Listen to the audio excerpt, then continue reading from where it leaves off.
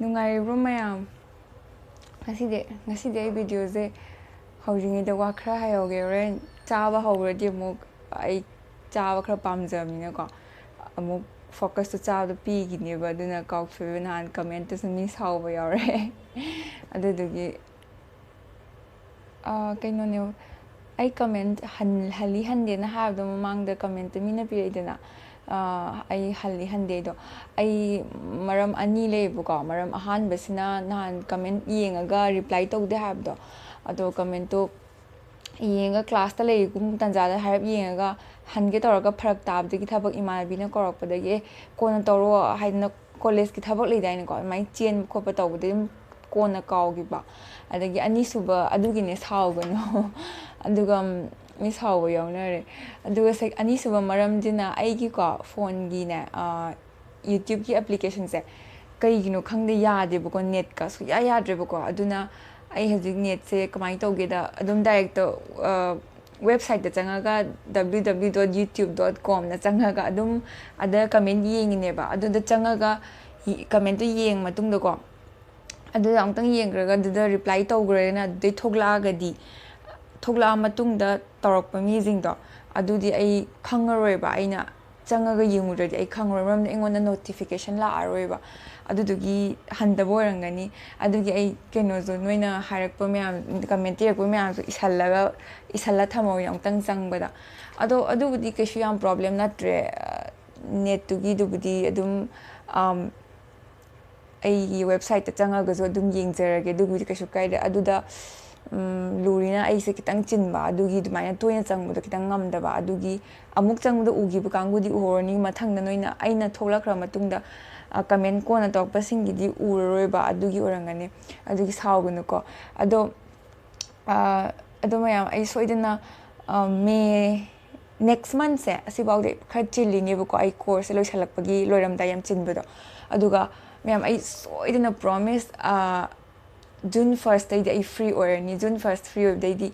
ai soidena comment to adum toina yengani nuti changa ju yengjarage kesu kaide website ta or ju adagi video ju toina thagat pa yarani adu hajigi me baudi chingini adugini mayam sawgano adu noi mayam comment nusi ba positive comment mayam pire yam nusi noi mayam thagat jari dugi adu negative so adum yawe do yam yawde ama ani negative comment yawe adu kesu kaide da ado comment noina harak paje ko yen ma phai chaw nam haire ko dudo ai isala thamori na jade amuk changbodo ai chang yeng da bagi ai bera kai ai YouTube application app to adagi notification lak bagai ji mang da ba or dam ai kai no khang ai hana wifi samame ba ko wifi sam matam ni nungai haji wifi sam dam yam nungai ti ba net se jo one upload tawi ba ado ahan baida yen ma phai chawn haire yen ma phai cha bje ko ai yai ado matam khara ding ai bitare maram di ai gi breast fa gi ya process treatment tori mina yen ma phai du di mai chik pado yen ma phai haraga kan chik cha di bit later na aduni na yen ma phai ai ja bit to as mai khutna se cha di pra kan tawi na aduna hajima ki de chik po khop pado na anju yen charu budagi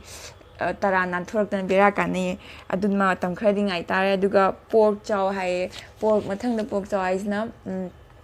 pork to chabi ai ado ai hojik sta pork phangde na yum chapa matam loin charge ko saunu ko aduga octopus chow octopus ai try di tawri dumi chaba na hawe di haine bu ko ado haina dog ni mande ado adum ai try di tawge phangaga da yenge mong yenge dagi manipuri thali je अखोई सदी मणिपुरी थाली फंगदेबा मैसूरददी south Indian रोमददी Assam north रोमदा दिल्ली रोमददी याम फंगे दाव यादव मा अदुना युम चप्पदो इना मणिपुरी थाली दे हेंदुक्तना मणिपुरी की लोइन अखोई मणिपुरी की लोइन सुना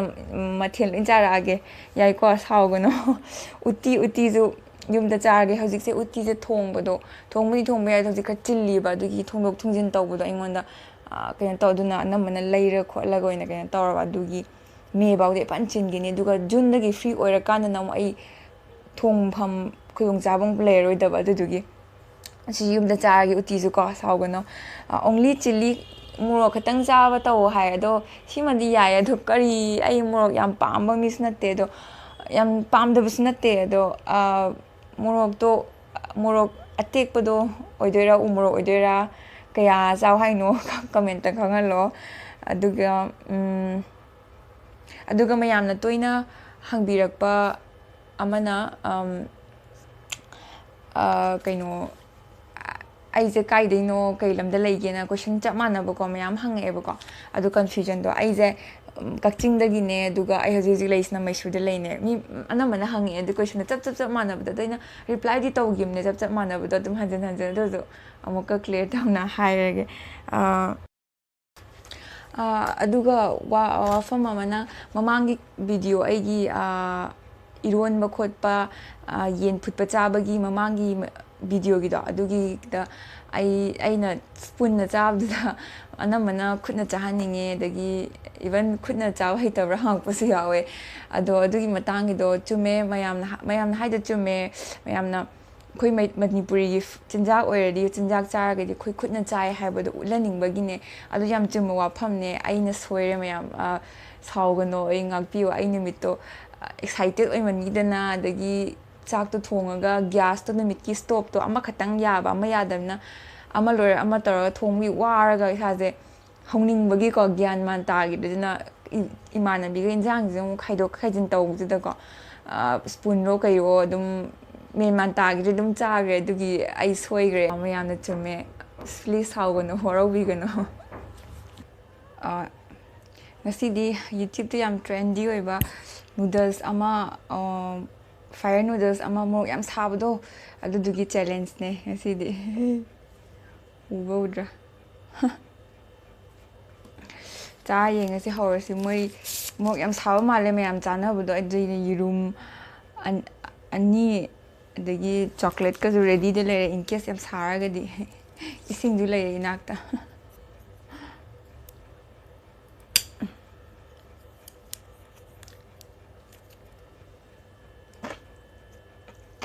aigizdi yam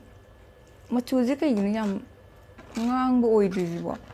mi atai video yam ngang nei to sigi chopstick se leiba kuirabane duga nahandai thi khangde duga ngasi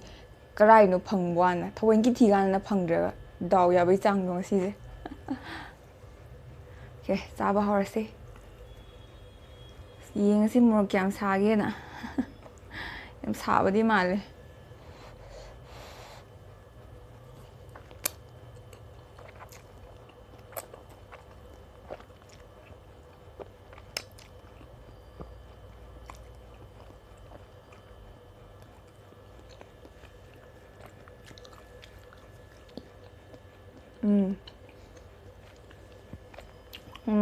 이렇게 잘해?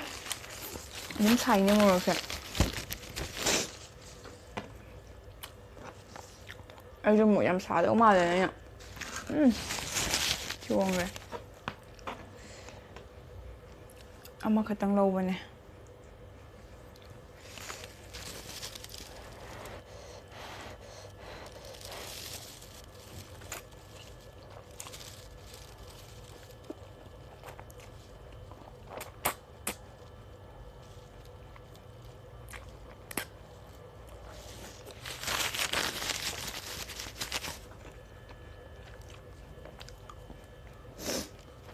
ям 훑는 사람이 했대 눈이 시커서 사요 에고 망서 하오래 이름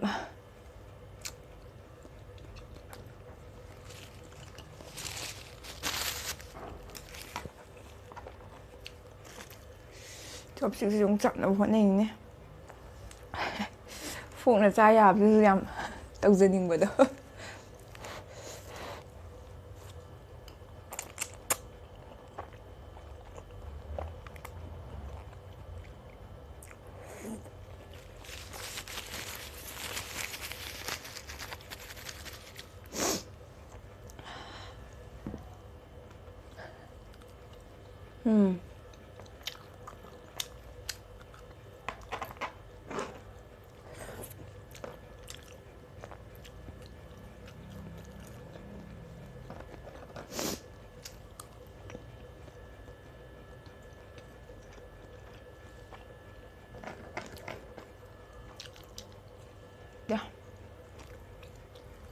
ꯑꯗꯨꯗ ꯁꯤꯗꯤ ꯌꯥꯝ ꯍꯥꯎꯕ ꯑꯣꯏꯗꯦ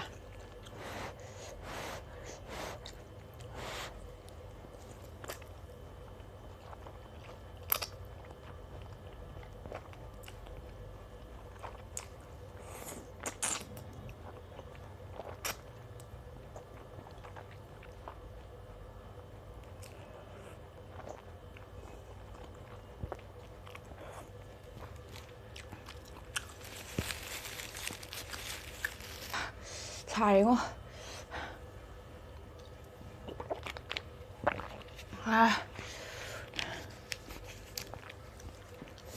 가가 사갈래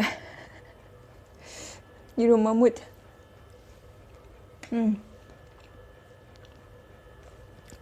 이런 마뭇을 다 할게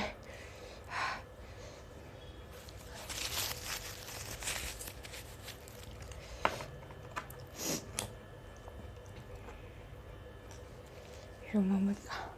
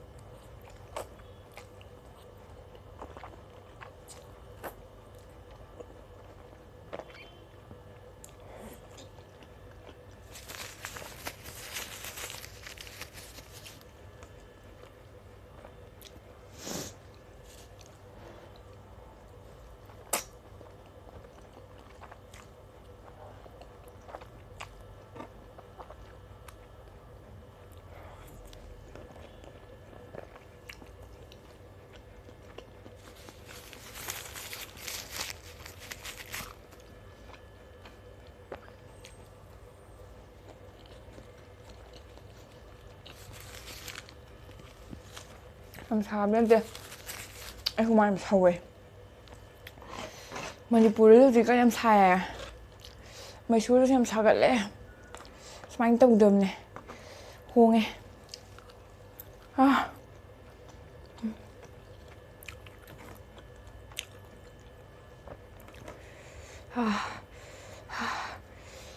찐 사이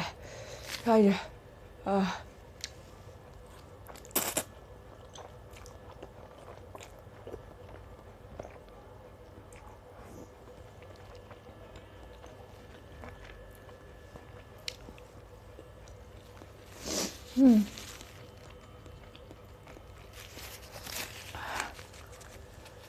망설여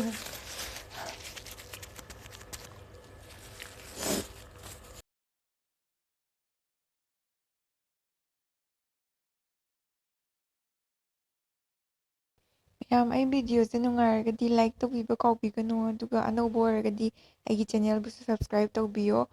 ꯑꯗꯨꯒ ꯀꯃꯦꯟ ꯇꯧꯕꯁꯨ ꯀꯥꯎꯕꯤꯒꯅꯨ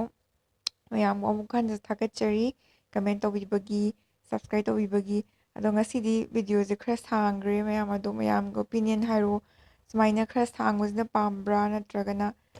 ꯆꯥꯔꯒ ꯐꯣꯀꯁ ꯇꯧꯕꯁꯤꯅ ꯄꯥꯝꯕ꯭ꯔꯥ ꯋꯥꯔꯤ ꯁꯥꯟꯅꯕꯁꯤꯅ ꯅꯨꯡꯉꯥꯏꯕ꯭ꯔꯥ ꯅ ꯈꯪꯍꯟꯕꯤꯔꯣ ꯆꯥꯕ ꯉꯝꯈ꯭ꯔꯦ somehow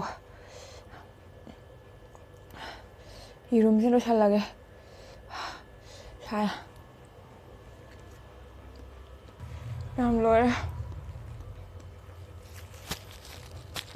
ꯌꯥꯝ ꯊꯥꯒꯠꯆꯔꯤ ꯑꯩ ꯚꯤꯗꯤꯑꯣ ꯌꯦꯡꯕꯤꯕꯒꯤ ꯃꯊꯪ ꯚꯤꯗꯤꯑꯣꯗ ꯑꯃꯨꯛ ꯊꯦꯡꯅꯔꯁꯤ ꯀꯥꯏꯅꯔꯁꯦ